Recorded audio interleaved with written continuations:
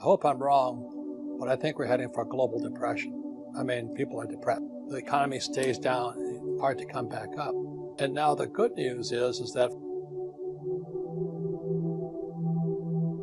for those who are prepared for it, like you and like this, you'll do better.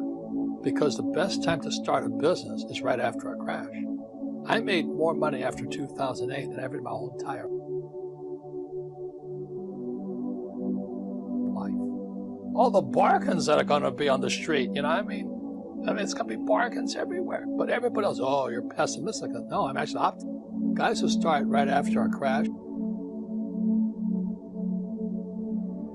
do very well most of the time. Well, first of all, everybody can do something, but they won't. And that's the problem. And I think the problem with many Americans is they're complacent. They expect, well, it'll heal itself again. So the thing that everybody can do is, like as I covered in Fake, my first investment was a gold coin in Hong Kong. I bought a Kruger. I was flying off an aircraft carrier in Vietnam, and I went to Hong Kong and I bought a gold Kruger. The date was 1972. The reason the date's important is because in 1972 it was illegal for Americans to own gold. So I had to smuggle that little puppy into America. I put it in my pocket, came off the ship, and nobody checked. But I felt like a criminal as I smuggled this gold, because it was illegal for Americans to own gold after 1933 under Roosevelt. But that gold coin today is worth almost $2,000. Because I understand money, that quantitative counterfeiting and zero interest rates, I don't trust the dollar. So for most of my life, I've saved gold and silver. I have millions in gold coins and silver coins. I just kept saving it because I don't trust the dollar. So everybody can buy a silver coin today for 20 bucks. A silver eagle is 20 bucks. But how many people will go to a coin shop and buy it? Probably none. Less than 1/10% of Americans own precious metals. And silver today is 50% below its all-time high. So silver is the biggest bargain sitting in the marketing today. It's about 20 bucks. It should go to 50. So at 20 bucks, and I tell my friends, I go, oh yeah, think about it. That's the problem. So everybody can afford 20 bucks. The thing is, people won't do it. And you know that too when you deal with people. Most people are pretty sedentary. They want to do the same old thing. They're happy, nothing's going to happen. Oh, he's just trying to scare me. But I was talking to my doctor last night. He says, you've been saying this stuff for 25 years. I never listened to you. You should have gold and you should have silver. You should have museum quality art and real estate, income producing real estate. Like I have a friend in Panama. He has an avocado farm. So he's sitting in Panama growing avocados. He says, because people have to eat. Another friend of mine is growing blueberries. But another friend of mine, he moved up to, he was from Seattle, excuse me. He had a big house. His kids all moved out. So he converted the kids' bedrooms into one-bedroom apartments. So he put a kitchen and he put a toilet inside his little bedrooms. And so he now rents out 4 bedrooms. He's making more money today than ever before because a lot of workers commute to Seattle. So they come in, they check in, they come in on Sunday night, they check out Friday afternoon. It's at a little house. He's making more money. And there's something you should know about technology, all these cameras. Okay. It's called the Lindy effect. This Nassim Taleb wrote about it. He says anything that's been new in the last 20 years will be gone in 20 years. What's going to survive is old. So everybody thinks, well, technology is going to make it. What survives is old. So the reason gold and silver will survive is because it's old. Bitcoin may not survive.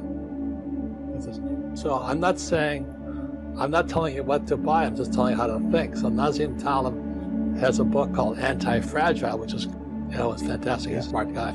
But he writes about, how we have in school today, we're raising snowflakes. You have to have safe rooms. You can't trigger, you can't say anything. So we're raising a bunch of snowflakes. And he says the guy that's going to survive is somebody who's not fragile, anti-fragile. So what he says is this, whatever doesn't kill you will make you stronger. So he says when you go to the gym and you pump weights, you push 100 pounds, that means the next time you push, you might go 105. So bad times will make the strong. There's something everybody can do. Like I said, everybody can buy a $20 silver piece. Everybody can afford 20 bucks. Will they do it? No. They'll be at Starbucks sucking it down instead. Well, first of all, the reason I wrote Rich Dad, Poor Dad was because I knew this time was coming. And we have, as a world, have never been here before. And so is it a spooky time? Damn yeah. It was 100 years ago, if there was a stock market crash in England, it didn't affect anybody. But now the US market goes down, the world goes down. So plus with social media and all this we're doing now, and so we've never been here before. And you know, I'm excited about it because I make more money in crashes than I do when they go up. So, but for the average person, they'll get wiped out. I'm afraid at the worst, I hope I'm wrong, but I think we're heading for a global depression. I mean, people are depressed. The economy stays down, it's hard to come back up. And now the good news is that for those who are prepared for it, like you and things like this, you'll do better. See, not everybody dies in a plane crash, some plane crashes. But the last crash in 2008, you know, I was on Wolf Blitzer's program 6 months before Lehman Brothers went down. And I said Lehman was going down. And nobody listened, but it went down. And so I've been expecting this market to go down for quite a while. And I'm concerned about my fellow human beings. But as you know, most Americans are clueless. You know, they don't know what's going on. But you know, if you travel the world, I just got back from Africa and China and Japan and New Zealand. People are scared. You know, Australia hasn't had a recession in 30 years. It's in recession. But Americans are fat, dumb, and happy, having a good time, which is good. But I'm concerned. That's all I can say. I'd be afraid if I had kids. No. And that's what's going to happen.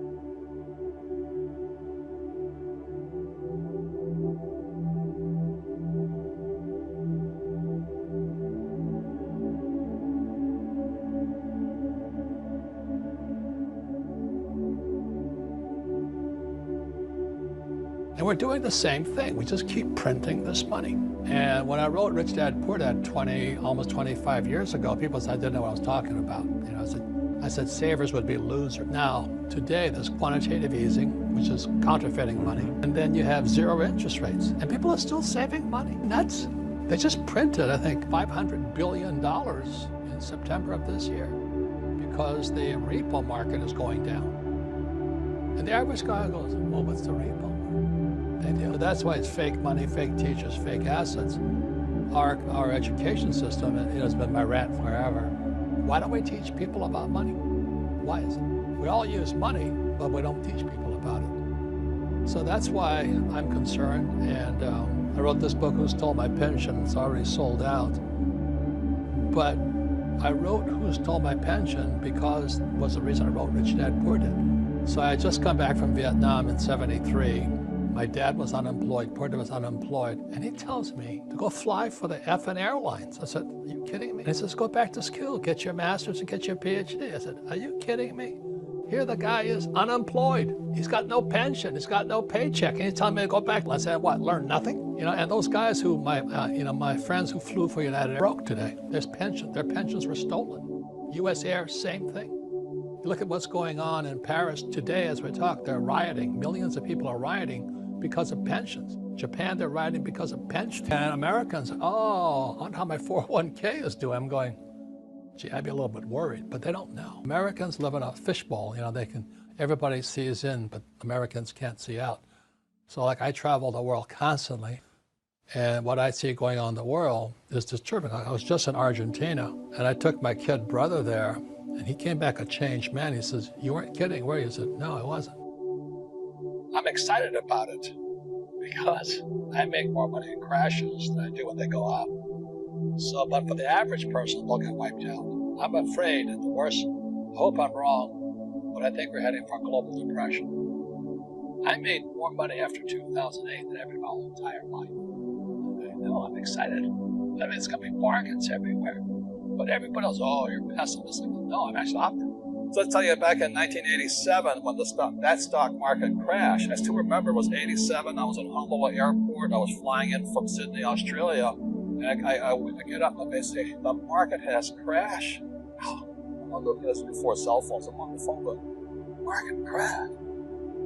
I dropped to my knees, broke out the rosary beads, even though I'm not Catholic, and took laps around the beads, said, thank you, God, thank you, God, crashing. For those who remember 87, old enough, it wasn't just subprime crash. It took out the entire savings and loan industry. I mean, a whole banking system collapsed, and the savings and loans collapsed, just got taken out. And it was taken out by an 86 Tax Reform Act. And the 86 Tax Reform Act basically screwed professional people, doctors, lawyers, and accountants. It took this fully tax-based write-off system away from doctors, lawyers, and accountants, as they should. They have no business being enforced. Just took them. So this market just kept crashing, and I kept saying to Kim, yes. So it's 87, 88, and it just got worse. And that's in 1989, at the height of pessimism, or the depth of pessimism, I said, yes, this is it. I'm going to get rich now. Everybody was crying the blues. And as Buffett always says, you always buy when the bears are selling. And when the bears finally give up, that's when you go in. I made more money after 2008 than ever in my whole entire life. I know, I'm excited. I mean, it's going to be bargains everywhere. But everybody else, oh, you're pessimistic. No, I'm actually optimistic. I'm excited about it because I make more money in crashes than I do when they go up. As a world, I've never been here before. And so is it a spooky time? Damn yeah, it isn't. It is probably the most dangerous time ever. There's nothing to compare it to because there's never been a world economy before. For example, 100 years ago, if there was a stock market crash in England,